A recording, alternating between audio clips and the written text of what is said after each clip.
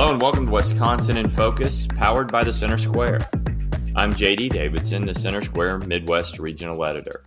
Joining me today is Ben Yount, Wisconsin contributor for the Center Square. Ben, how are things?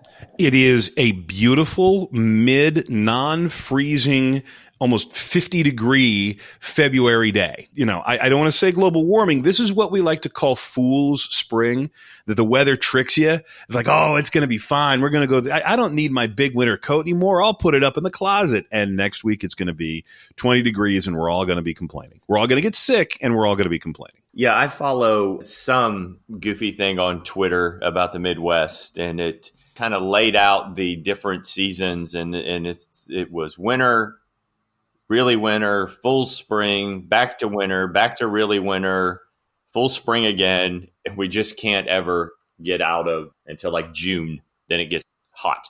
The Brewers open at home on April 2nd, and I'm giving it a 50-50 chance of having snow that day. It's either going to be 65 and sunny and gorgeous, or it's going to be 30 with flurries. But that's just the way it goes. The roof comes in handy on those days. Those are so nice, aren't they? So nice. We are recording this on Thursday, February 8th, 2024. Ben, Western Wisconsin has been getting some attention this week. First, there's an issue with healthcare or a lack thereof. What's going on with that? This is a huge blow. And when we talk about Western Wisconsin, we're really talking about the Chippewa Valley, which is Eau Claire and Chippewa Falls. They're almost twin cities, and they're on the way up to Minneapolis. And it is a university town. It is a very beautiful area. Not quite as nice as the Driftless down La Crosse, but it's still a beautiful area. And they were rocked last month when their two hospitals, HSHS, Hospital Sisters Health Services, and Prevea, or Prevea, as it actually should have been pronouncing it all these times, announced that they're closing their hospitals and clinics sometime in either March or April. And that's two hospitals, the HSHS hospitals in Eau Claire and Chippewa Falls. And that's a half dozen or more clinics in smaller communities all throughout the area. 1,400 people are going to lose their jobs at the hospital. But as importantly, thousands of people are going to lose their doctors. And one of the area's cancer centers is going to close, and there are currently 2,000 or 3,000 people receiving cancer care there. One of the emergency rooms in the area is going to close. You're going to lose rural EMS service from the Prevea clinics. And it's one of these things that in a small community of no more than 100-something thousand, to lose two hospitals, a bunch of clinics, and 1,400 jobs is a massive blow. On a side note, there have been a series of other layoffs announced in Eau Claire and Chippewa Falls over the past week, bringing the total of job losses to over 2,000. And again, that's a big stick in a community that is not Southeast Wisconsin. It's not the Chicago metropolitan area. It's not, this is a relatively rural area. And to lose 2,000 jobs in the space of a month is huge. But yeah, this week saw Western Wisconsin's Congressman Derrick Van Orden, who's a Republican, ask the governor to tap any state or federal resources that could be tapped in order to continue to provide care. It's not so much that he's looking for the state to hire the people who used to work at HSHS or Prevea. He's looking for people to continue their care, to make sure that, okay, is there a way we can get these people to a doctor when they need it? Is there a way that we can figure out how to keep at least some emergency room open for folks who end up in a hospital and need emergent care? And this is a story that is bad to begin with and is probably going to get a lot worse real quickly, because these hospitals are closing by mid-April. And there's not a buyer, there's not a plan B, there's not another option on the table right now. It's a story played out in rural areas across the country. But let's just say it's 100,000, which, it's going to impact way more than 100,000 people in terms of healthcare. Where do these people have to go now when all of this closes for an ER or a hospital stay? Well, there still are other clinics in the area. You'll have the Mayo Clinic has some options. Gunderson Health has some options. But look, this is a healthcare problem. There was another clinic, the Marshfield Clinic, which is not in Eau Claire, but it's across the way down over closer to based in Marshfield, closer to northeast Wisconsin. And it too had a round of layoffs. And when HSHS and Prevea announced their layoffs, they said, this is the lingering impact of the coronavirus. This is a workforce shortage issue. These are industry-wide trends. And this is part of the problem is it's very expensive to care for people, particularly older, sicker people. It's really tough to keep people on. You don't want to sound like tinfoil hat Ben or go back to the anger over mandated coronavirus shots, but that was really a breaking point for an awful lot of people in the healthcare industry who said, you know what, I don't want this. And the hospital said, you have to have it. And those people left. I mean, this is part and parcel. One of the reasons why it's so tough to catch a flight now.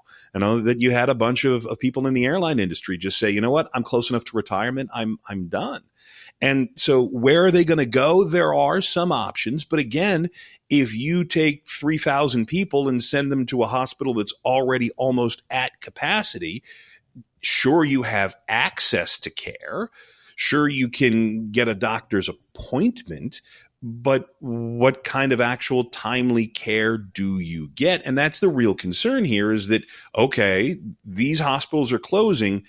Every other hospital or clinic or anything is now just going to be flooded with people. And again, one of the towns is Menominee. It's where University of Wisconsin Stout is.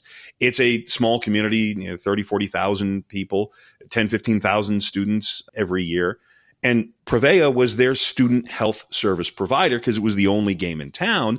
So once they close, now not only do the people who live in Menominee have one less option, but they got to find somebody to come in and provide health for UW students. And so you're exactly right. This is going to be felt by a lot more people going down the road.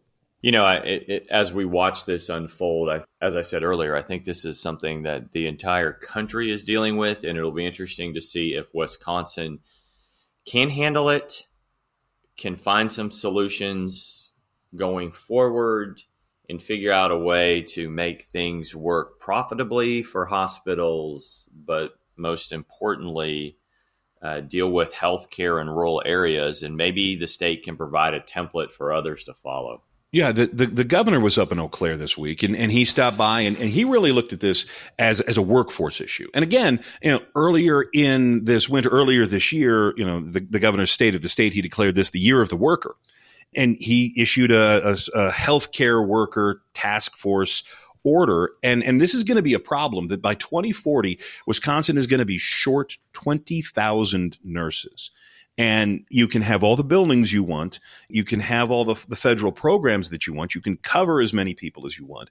But if you don't have nurses, if you don't have frontline care workers, if you don't have dental assistants, if you don't have people to actually do the job, then it doesn't matter because eventually somebody has to be there to do the job.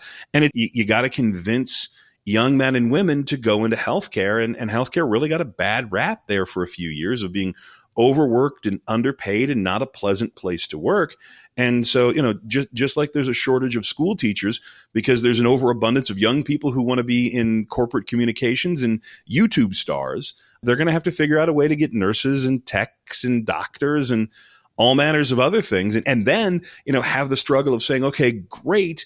Now we want you to go to Menominee, Wisconsin, where there's like 2 places to eat, but it's beautiful. So it really is. This is a multifaceted, and you're right. Every community outside of a handful of major metropolitan areas, they're going to be dealing with this, if not already, very, very soon. Well, thanks, Ben. That's all the time we have. Listeners can keep up with this story and more at thecentersquare.com. For Ben Yount, I'm JD Davidson. Thanks for listening, and please subscribe. Are you tired of news that puts politics over people?